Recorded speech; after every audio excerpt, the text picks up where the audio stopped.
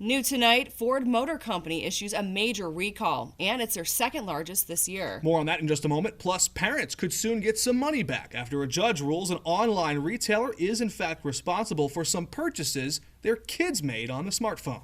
But first, some updates on Prince. Sources are telling reporters the musician had prescription painkillers in his possession at his Minnesota home when he died. And it's still unclear if those medications were prescribed to Prince. Law enforcement sources say they had no information on whether the medications could have played a role in Prince's death a week ago today.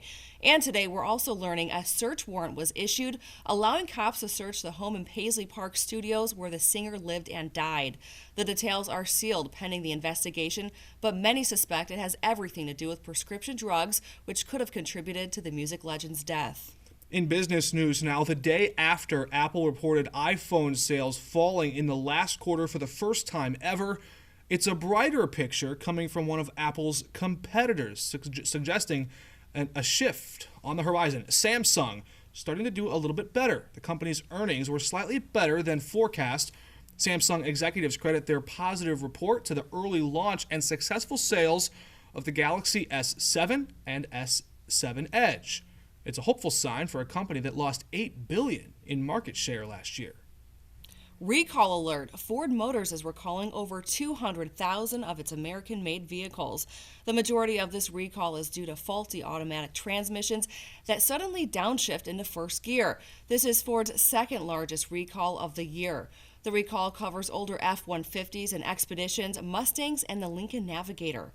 Ford believes it is a speed sensor or a software issue that is causing them to downshift. The malfunction did cause 3 crashes, but thankfully no one was hurt. Ford is also recalling more than 80,000 Explorer SUVs to repair a rear suspension problem. And a blockbuster deal announced this morning. Big drug maker Abbott Pharmaceuticals is buying St. Jude Medical. It's a deal worth $25 billion. If the acquisition is approved, it could create a giant in the medical device business, especially for managing cardiac conditions and diabetes. Parents with tech-savvy kids can breathe a sigh of relief. They're off the hook for purchases their kids made online. A federal judge found Amazon.com liable for billing parents for in-app purchases that their children made without permission. The judge did not immediately decide on a remedy. Meanwhile, the FTC, which filed a lawsuit back in 2014, said it would push for full refunds.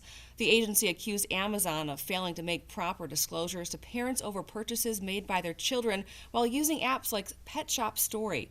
In his ruling, the judge cited Amazon's marketing plan, which it acknowledges that IAP isn't something customers are aware of. I imagine parents are going to be happy about that. It's finally sweet revenge after the kids took their hammer to the bank account.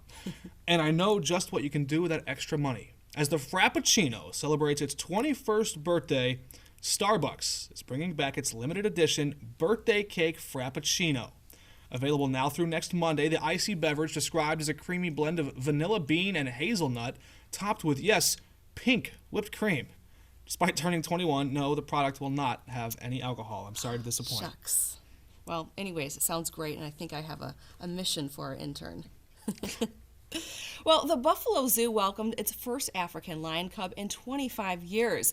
The cub was introduced to media on Wednesday. It was the sole survivor from a litter of 4. The zoo has not seen the birth of a lion cub at the zoo since 1991.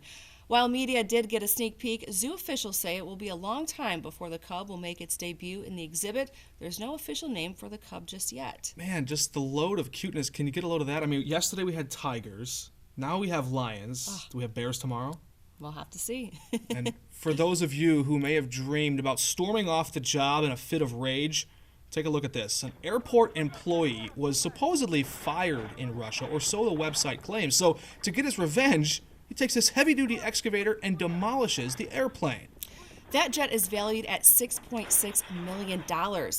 It's a Yak 40 aircraft, and some viewers are skeptical of the revenge story, pointing out that the particular model is on the decline and that this may have just been a planned demolition job, just retold as a scorned employee's revenge. Either way you cut it, you have to admit that would have been one way to go out. If it's true, I'd hate to see what that guy does after a breakup.